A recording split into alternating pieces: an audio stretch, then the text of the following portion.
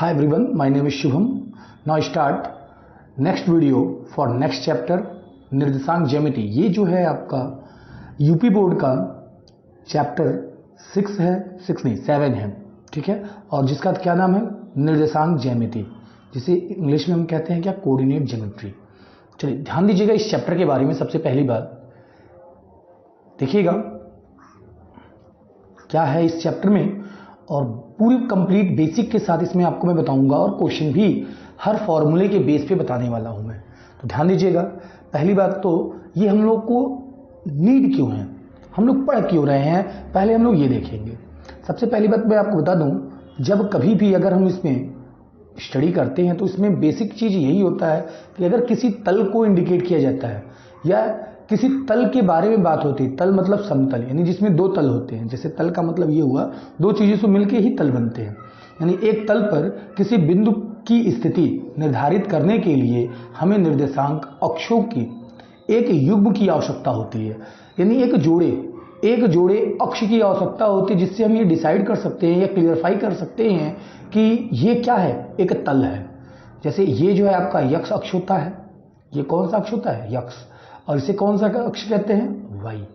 तो ये जो है आपका पॉजिटिव एक्सिस होता है, और ये जो है आपका ये पॉजिटिव एक्स एक्सिस है, ये पॉजिटिव वाई एक्सिस है। क्या है, पॉजिटिव वाई एक्सिस है, ठीक है ना। ये वाई एक्सिस को इंडिकेट कर रहा है, ये नेगेटिव एक्स एक्सिस को रिप्रेजेंट कर रहा है, नेगेटिव एक्स एक्सिस। और यहाँ पे क्या है आपका नेगेटिव वाई एक्सिस है, ठीक है। ये आपका नेगेटिव वाई एक्सिस है, ठीक है। तो यानी अगर हमको तल की आवश्यकता होती है तो यानी इसका मतलब ये है कि निर्देशांक अक्षों के एक युग्म की हमें आवश्यकता है। यानी अगर तल हमको निर्माण करना है या तल के बारे में बताना है तो हम लोग क्या बताते हैं भाई, एक समूह बताते हैं, एक युग्म बताते हैं, किसके, अक्षों का। जैसे ये है आपका यक्ष अक्ष और एक दिया है वाई अक्ष। तो अब इन दोनों के माध्यम से, जैसे हमने अपना दिया क्या है, यक्ष कामा वाई, या यूं कह सकते हैं कोई वैल्यू दे दी गई है, मतलब 5 कामा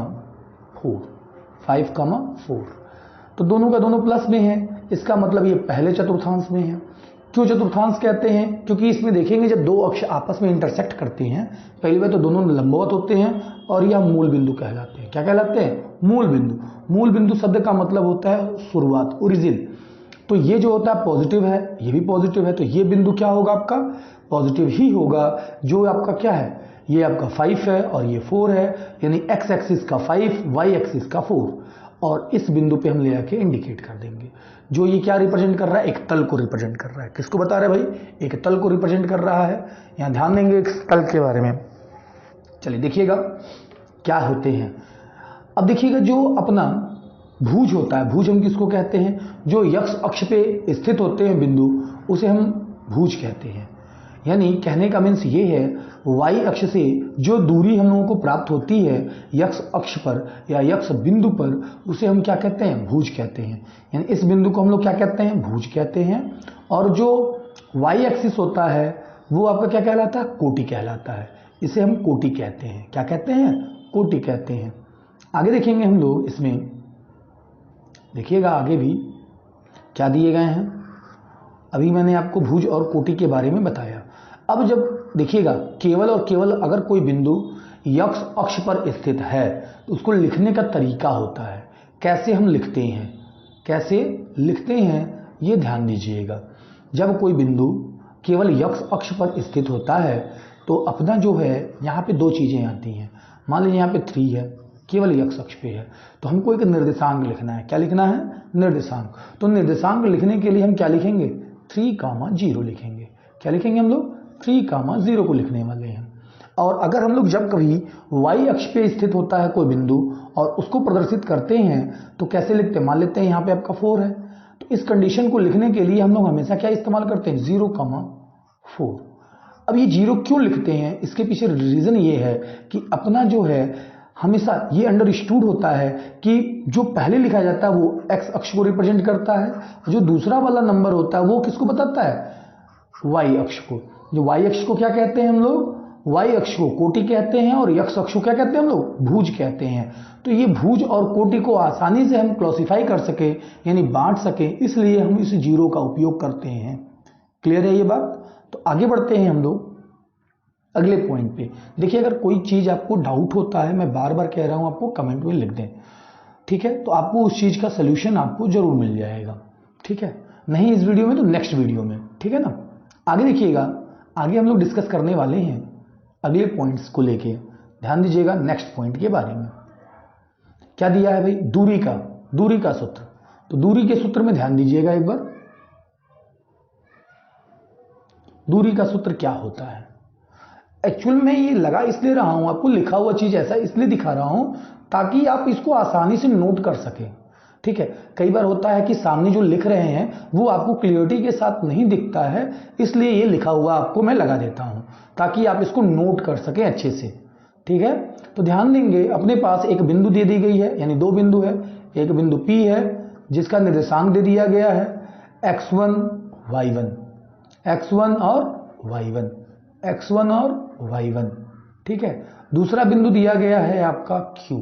क्या है? Q। तो जब Q है तो उसका क्या बिंदु दिया है? x2, y2, x2, y2। क्या है? x2, y2। तो इस कंडीशन में हम लोग इसकी दूरी को कैसे रिप्रेजेंट करेंगे, यानी PQ जो दूरी है उस दूरी को हम कैसे रिप्रेजेंट करते हैं, ये ध्यान दीजिएगा। सबसे मजेदार बातें हैं। देखिए, पैनिक होकर पढ़ाई मत करिए, टेंशन मत लीजिए, आराम से पढ़ाई करिए, ठीक है ना? अगर जो भी डाउट हो बस आप पूछिए, और हाँ, पूछने के साथ साथ जो क्वेश्चन पढ़ाए जाते हैं या जो टॉपिक पढ़ाए जाते हैं उन चीज़ों को नोट करने के साथ साथ उसकी प्रैक्टिस भी करिए, बुक से उसके एग्जाम्पल्स भी देखिए। और आपको मैं ये प्रीवियस ईयर का क्वेश्चन भी कराने वाला हूं बहुत जल्द, यानी हर चैप्टर वाइज प्रीवियस ईयर के जो भी क्वेश्चंस होंगे वो आपको मिलने वाले हैं। यानी जो PQ जो दूरी दे दी गई है उस दूरी के बारे में देखिएगा, यानी PQ दूरी कैसे ज्ञात करते हैं ये समझिएगा। यानी PQ दूरी निकालने के लिए हम लोग अंडर रूट में लिखते हैं क्या?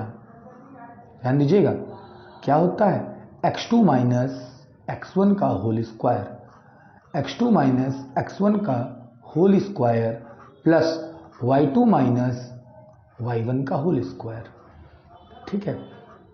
आई बात समझ में? क्या कोई डाउट है यहाँ पे? बताएं। चलिए आगे देखेंगे हम लोग। अब अगर मान लीजिए ओरिजिन से स्टार्ट हो जाता है तो क्या होगा? मान लीजिए P बिंदु अगर 0 0 हम कर देते हैं या Q बिंदु को ही 0 0 बना देते हैं, किसी एक को 0 बना देते हैं, तो अपना एक फॉर्मूला क्या हो जाएगा? X square. देखिएगा PQ इज इक्वल टू, तब हम लोगों को देखिएगा क्या हो जाएगा? अंडर रूट एक्स का स्क्वायर होगा प्लस वाई का स्क्वायर होगा। क्लियर है बात? ये कब का है भाई? जब ओरिजिन से होता है तब। कब से होता है? जब ओरिजिन से कोई स्टार्ट होता है बिंदु तब होता है। चलिए आगे देखेंगे हम लोग, अगले पॉइंट पे डिस्कस करने वाले हैं, ध्यान दीजिएगा। नेक्स्ट पॉइंट, इसी में भी और भी सारे क्वेश्चंस भी दिए होंगे भी इस पॉइंट से रिलेटेड। जैसे कि यहाँ पे एक क्वेश्चन दिया हुआ है, एक उदाहरण दिया हुआ है। देखिएगा, इस उदाहरण के माध्यम से हम समझाने का प्रयास करेंगे। जैसे एक P बिंदु दे दिया है। कौन सी बिंदु दे दी गई है? P बिंदु। P का मान दिया है 1,3 और Q का मान दिया है 4,2। तो जो पहले दिया है वो x1 है और ये क्या है आपका? y1 है। ये x2 है और दूसरा y2 है। तो ध्यान दीजिएगा, PQ का मान ज्ञात करने के लिए क्या हम लोग रखने वाले हैं? अंडर रूट, क्या है? अंडर रूट क्या रखेंगे हम लोग?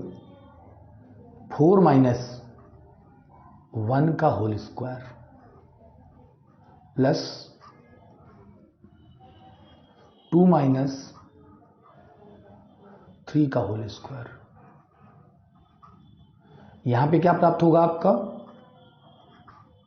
ध्यान दीजिएगा, 3 का स्क्वायर होगा प्लस माइनस 1 का स्क्वायर होगा। तो क्या प्राप्त होगा आपको? 3 का स्क्वायर 9 होता है और क्या होता है देखिएगा,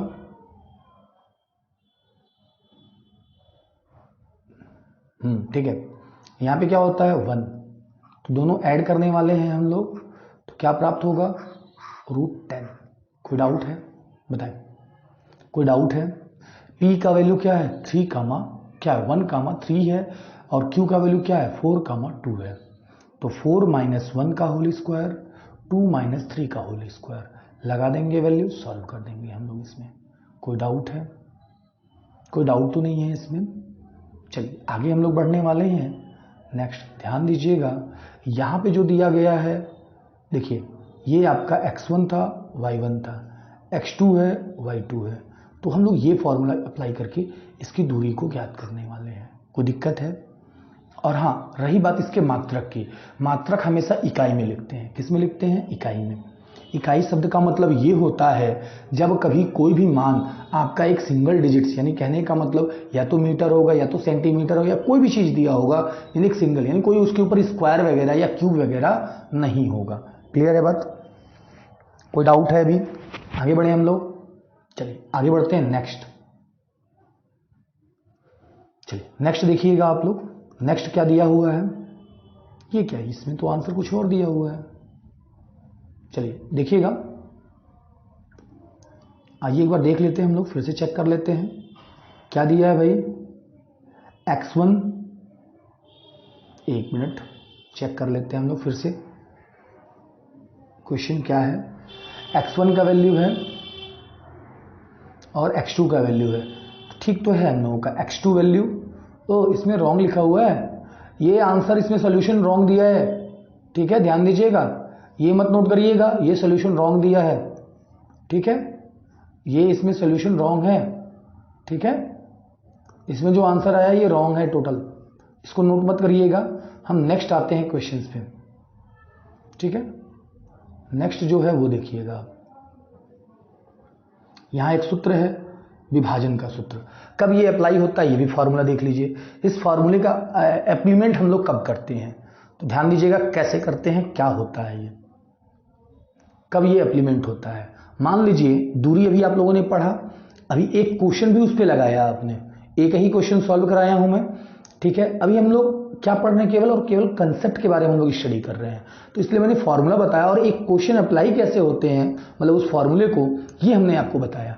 और अगली बार में जो आपको मिलने वाले हैं कंप्लीट एक बुक का सोल्यूशन होगा, मतलब उसके सोल्यूशन आपको परमानेंटली बताए जाएंगे, जो आपके एनसीईआरटी हो चाहे आरएस कोई भी बुक होती है उससे आपके रिलेटेड ही होंगे, जो हिंदी मीडियम में इम्प्लीमेंट होते हैं।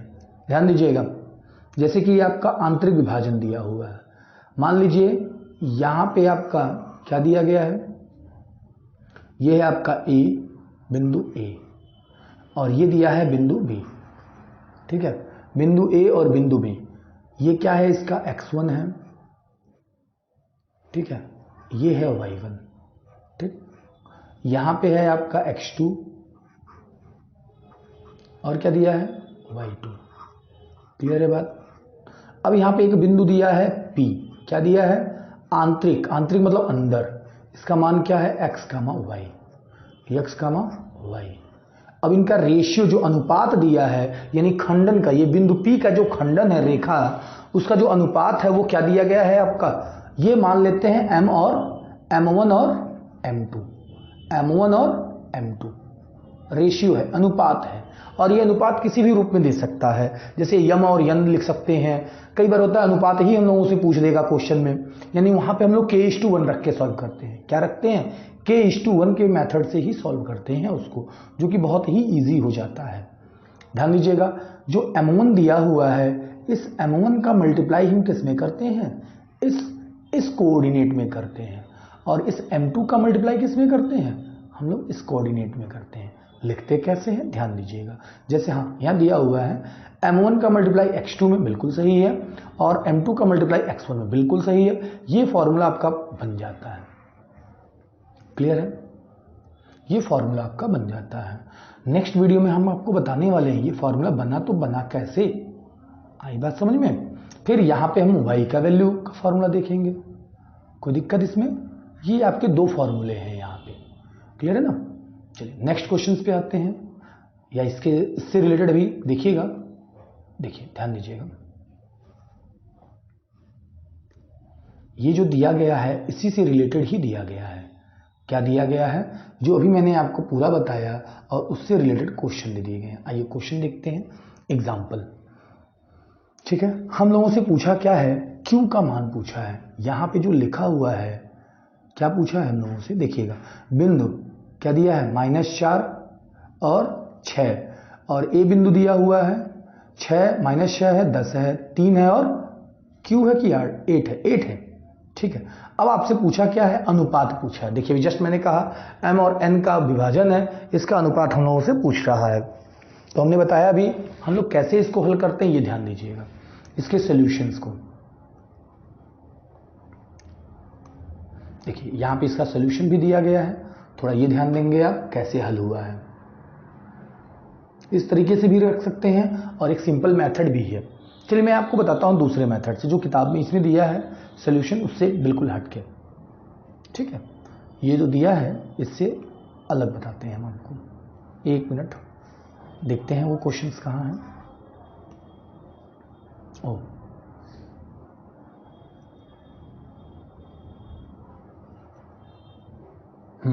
ये क्वेश्चन है, ध्यान दीजिएगा इस क्वेश्चन को थोड़ा सा।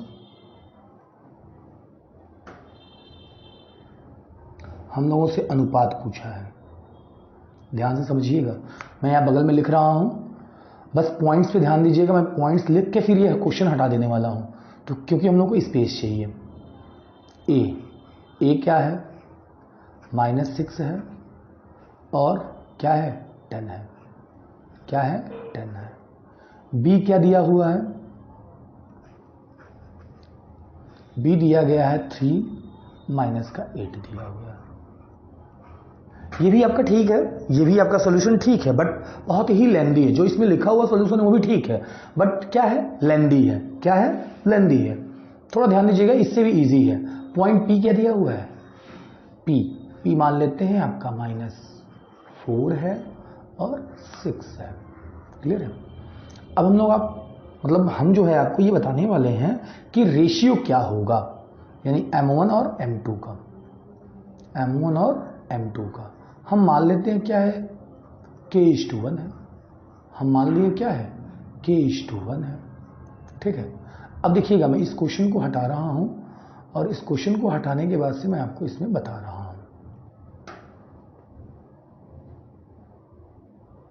ठीक, देखिएगा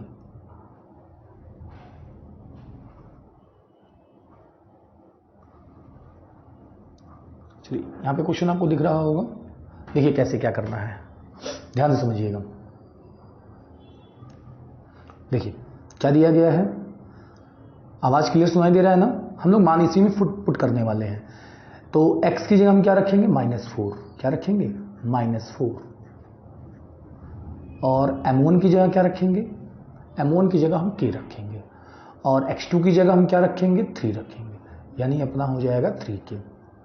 क्या हो जाएगा, 3k प्लस, और क्या है, और x1 क्या है भाई, -6 है, और उसमें हम मल्टीप्लाई कर देंगे 1 से। किससे मल्टीप्लाई करेंगे, 1 से। नीचे क्या लिखने वाले हम लोग, K:1। क्या लिखेंगे, K+1 लिखेंगे। तो इसको मल्टीप्लाई हम लोग करने वाले हैं, तो -4k और क्या होगा, -4 इज इक्वल टू 3k और माइनस का 6 होगा। तो हम ट्रांसफर कर लेते हैं, एक साइड में कर देते हैं k को। ये आपका -4 दिया है और प्लस का 6 होगा। क्या होगा, प्लस का 6 होगा। तो 3k प्लस 4k, और यहां पे क्या प्राप्त होगा आपका 2, और ये क्या हो जाएगा, 7k होगा। क्या होगा, 7k होगा। तो k का वैल्यू क्या आएगा भाई, k इज इक्वल टू आपके सामने दिखेगा 2/7। क्या दिखेगा, 2/7। तो अगर हम यहां रखते हैं तो 2:7 हो जाएगा आंसर। क्या प्राप्त होगा, 2:7। क्या आएगा आंसर, 2:7। ठीक है, 7 है यहां पे।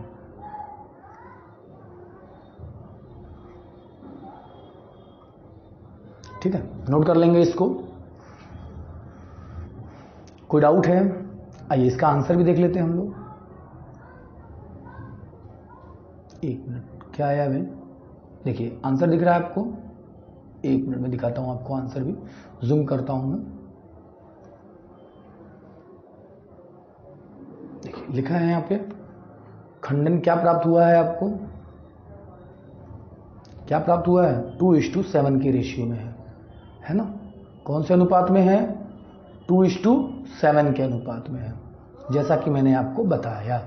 कोई डाउट है, कोई दिक्कत नहीं है, अनुपात ज्ञात कर लेंगे, यानी k:1 पे ज़्यादा ही बेस्ट है हम लोगों को सॉल्व करना, उतना बड़ा सॉल्व करने की हम लोगों को ज़रूरत नहीं है। क्लियर है, तो नेक्स्ट हम लोग बढ़ते हैं आगे। आई होप आपको समझ में आ गया होगा। चलिए देखते हैं नेक्स्ट।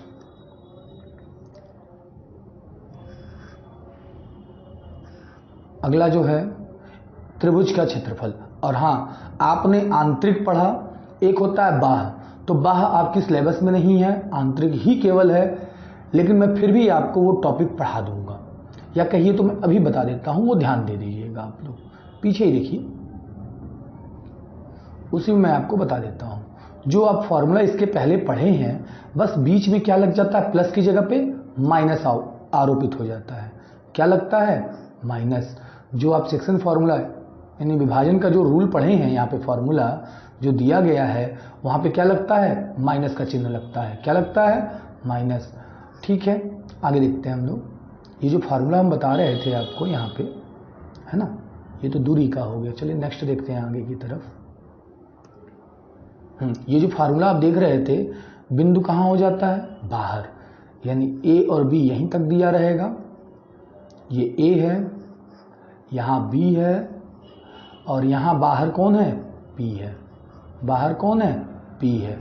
तो यहाँ से यहाँ तक का अनुपात m1 हो जाएगा, और यहाँ से यहाँ तक का अनुपात m2 हो जाएगा। ठीक है, आई बात समझ में। तो इस प्रकार से बस यहाँ पे चिन्ह कौन सा लग जाता है, माइनस का आरोपित होता है।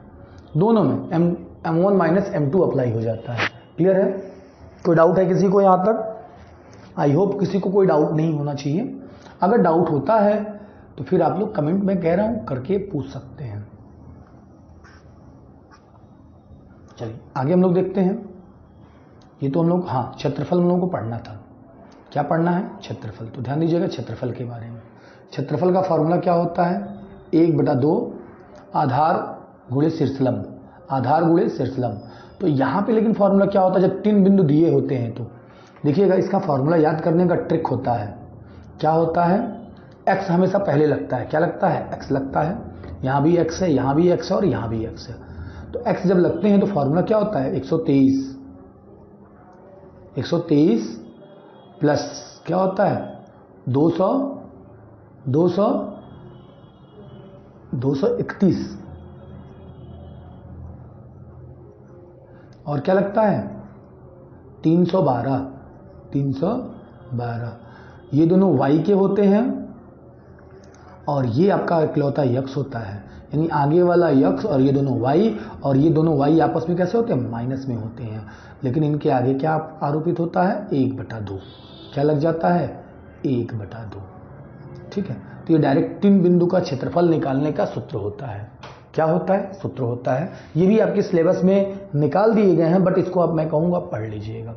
बहुत ही इजी क्वेश्चंस होते हैं, बट इसको पढ़ लीजिएगा, जिससे आपके लिए बहुत ही इजी हो जाएंगे और भी क्वेश्चन के लॉजिक समझने के लिए। हालांकि आते तो नहीं है, बट लॉजिक समझने में काम आते हैं। ठीक है, आगे देखते हैं हम लोग। आगे देखिएगा, 3 बिंदु दिया है, तीनों बिंदु का मान रख के फॉर्मूले में ले आके पुट कर देंगे और इसको हल कर देंगे। तो देखिएगा, यहाँ पे हम पहले क्लासिफाई कर देते हैं। क्या क्लासिफाई कर रहे हैं भाई, ध्यान से समझिएगा। यहाँ पे है आपका पहला बिंदु x1 y1, x2 y2, ठीक है, x3 y3, मान सबका रख देंगे अलग अलग। और बिंदु में ले जाके मैं उम्मीद करता हूँ आपको जोड़ घटाना और गुणा भाग तो आते ही हैं, क्लास 10th के स्टैंडर्ड में है तो। ठीक है, तो आप उसका मान रख के बस क्या करना है, कैलकुलेशन कर देना है। ठीक है, फिर भी कई बच्चे होते हैं, दिक्कत हो जाती है, एक बार ध्यान दीजिएगा, उसको भी मैं बता देता हूं। देखिए, मान रख दिया गया है, क्या रख दिया गया है, मान रख के यहाँ पे कैलकुलेशन कर दिए गए हैं।